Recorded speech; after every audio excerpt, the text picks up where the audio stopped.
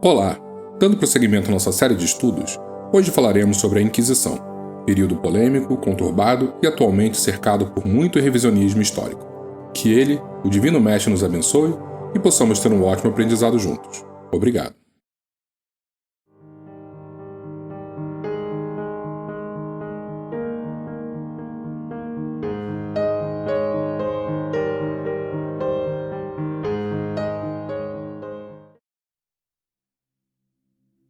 Terminamos o nosso último estudo citando que houve um aumento da intolerância religiosa fruto de quase 200 anos de guerras santas, isto é, de cruzadas.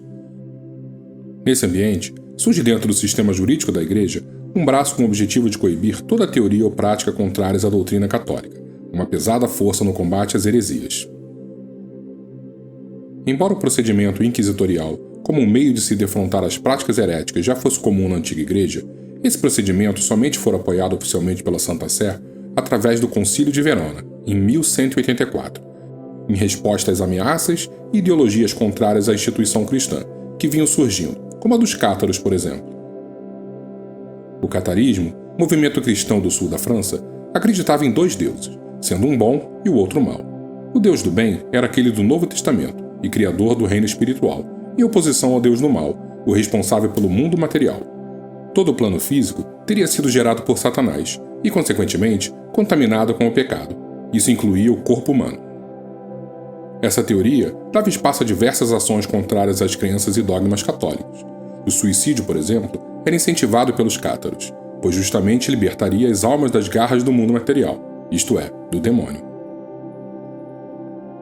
Essa primeira fase é chamada de Inquisição Episcopal, porque era administrada por bispos locais, e acabou mostrando-se ineficaz no seu propósito, por ser muito branda, segundo alguns historiadores. Vale salientar que nesse período inquisitorial, a população em geral não era alvo dos julgamentos. Apenas as heresias internas, como alguns movimentos cristãos dissidentes, exemplificado aqui pelos cátaros, eram objeto de interesses dos bispos. Somente em 1230, o Papa Gregório IX, respondendo às falhas e limitações da Inquisição Episcopal, cria uma série de bulas que se transformaram na segunda forma de Inquisição, a Inquisição Papal ou Oficial, agora composta por profissionais especificamente preparados para essa tarefa. Vale salientar que na época medieval, a pena privativa de liberdade não era comumente utilizada como forma de sanção contra delitos, ou seja, não existia ainda a prática de mandar para a cadeia os criminosos. Assim, punições alternativas eram aplicadas, como a tortura ou a própria pena de morte. E com o Tribunal do Santo Ofício não era diferente. Se a pessoa fosse condenada culpada, muito provavelmente padeceria torturas ou terminaria na fogueira. Não podemos deixar de citar que uma série de historiadores revisores surgem atualmente retificando, isto é, corrigindo dados da época, como o número de condenações, torturas, práticas utilizadas ou até mesmo justificando alguns métodos.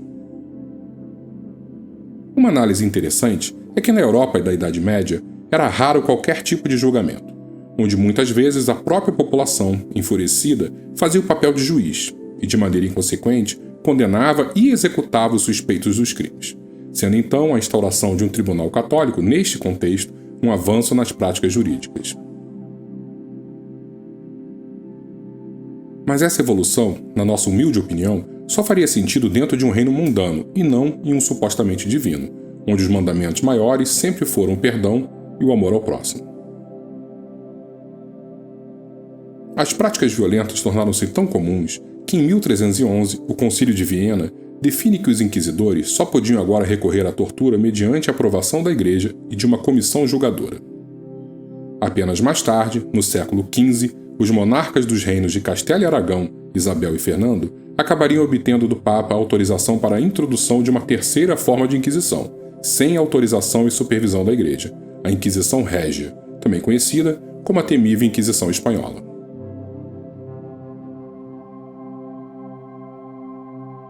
A Inquisição Espanhola foi uma instituição fundada em 1478 para manter a ortodoxia católica em seus reinos e que atuou até 1834. Este movimento foi o resultado da reconquista da Espanha das mãos dos islâmicos e da política de conversão de judeus e muçulmanos espanhóis ao catolicismo.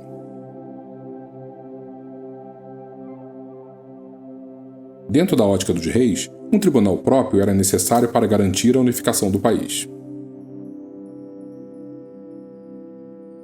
A ação da Inquisição Espanhola condenou à morte, torturou, perseguiu, expulsou ou obrigou que islâmicos e judeus renegassem as suas religiões e se convertessem ao cristianismo.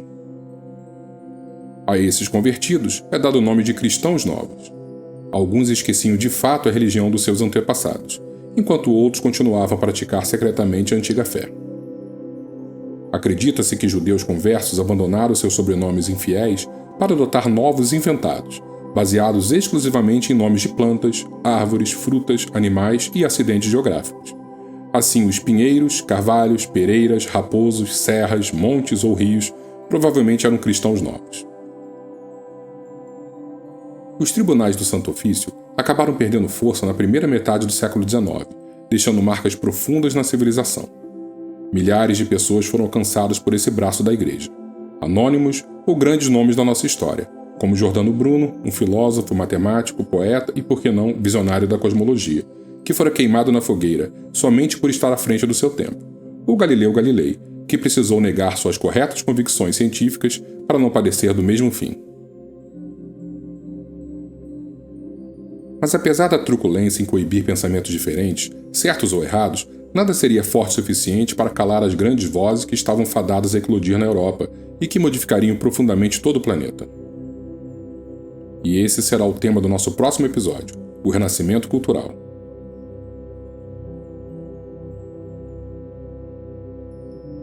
Terminamos então mais um capítulo da nossa série histórica. Fiquem com Deus, buscando sempre a tolerância e que Jesus nos abençoe hoje e sempre. Muito obrigado.